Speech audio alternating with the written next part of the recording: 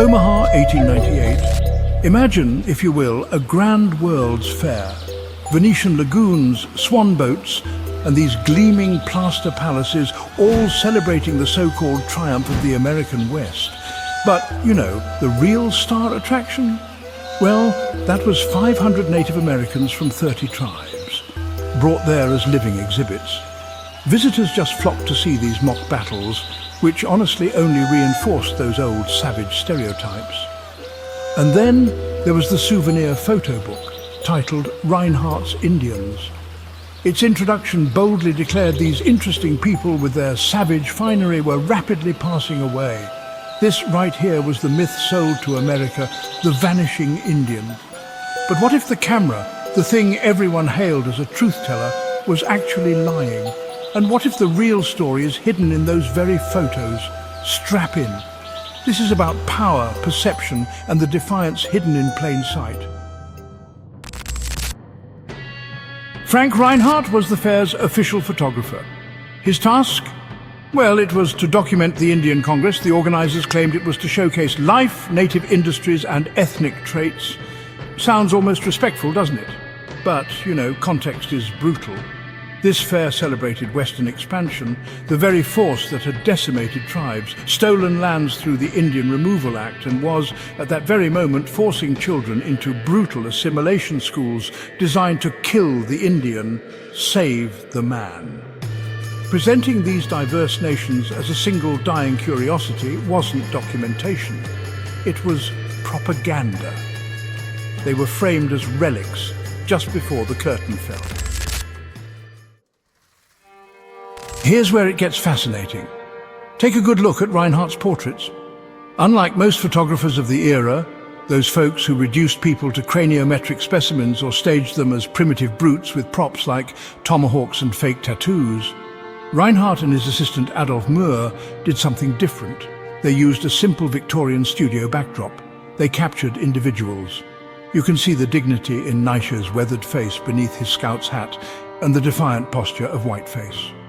Scholar James Riding notes these portraits exude defiance, pride, and nonconformity, at a time when simply being Indian was incredibly difficult.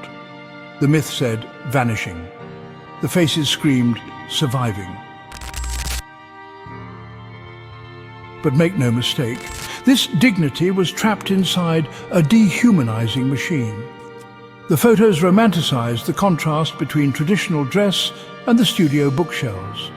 Captions labelled Whiteface as someone who has not come under the influence of progressive methods, framing his authenticity as backwardness.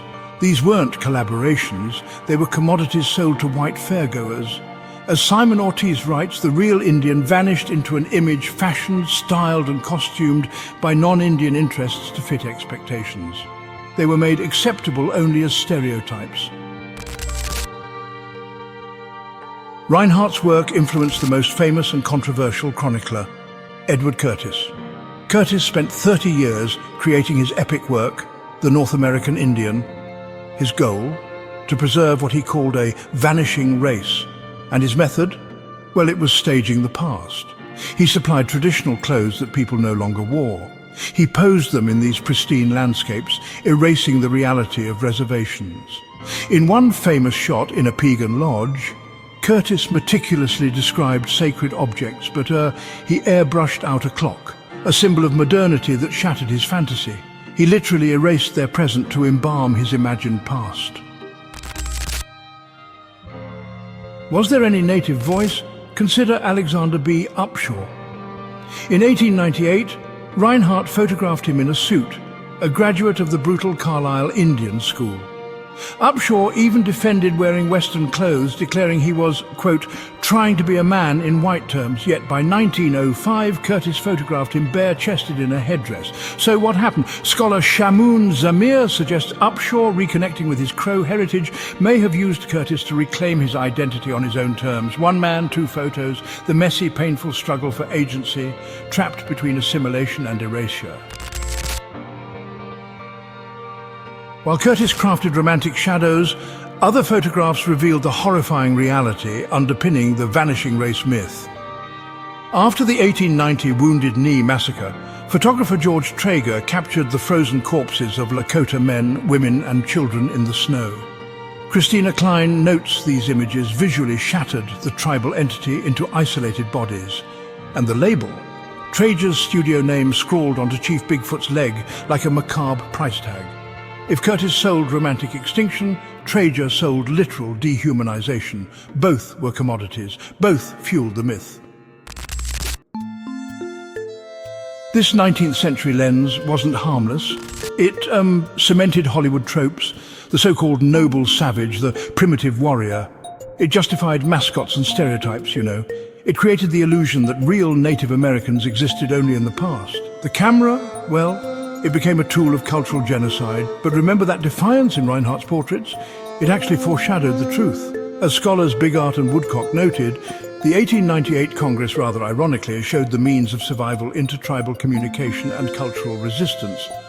The people declared vanishing were in fact gathering, adapting, enduring. So where does this leave us? Contemporary native photographers like Ken Blackbird, Assiniboine, are wielding the camera differently. He doesn't chase romantic souls or vanishing types. Instead, he captures, well, moments of light, elders with grandchildren, powwows, life as it is lived now. He emphasizes context, names and real stories. Archivists like Julie Lakota use historic photos as family albums, reclaiming ancestors from anonymous types. Artists like Arthur Amiot, you see, collage these images into new narratives. They are taking back the lens, proving Native America isn't a relic, it's a vibrant, evolving present. The 19th century photographers saw endings. They sold extinction, but look closer, the defiance in Nietzsche's eyes, that was the future.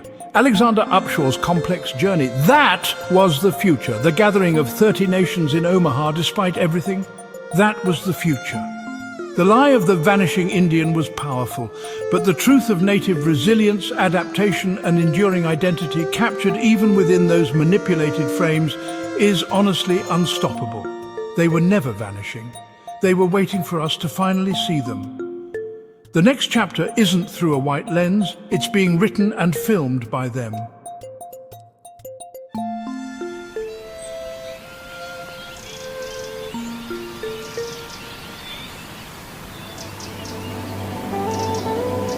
Thanks for watching, and remember, when you were born, you cried and the world rejoiced.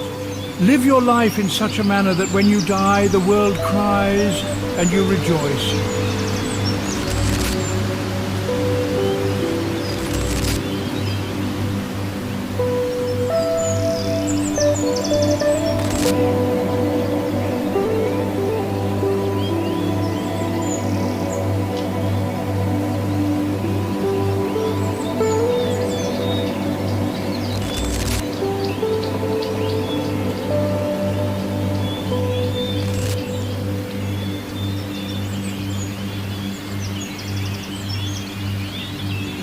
Peace.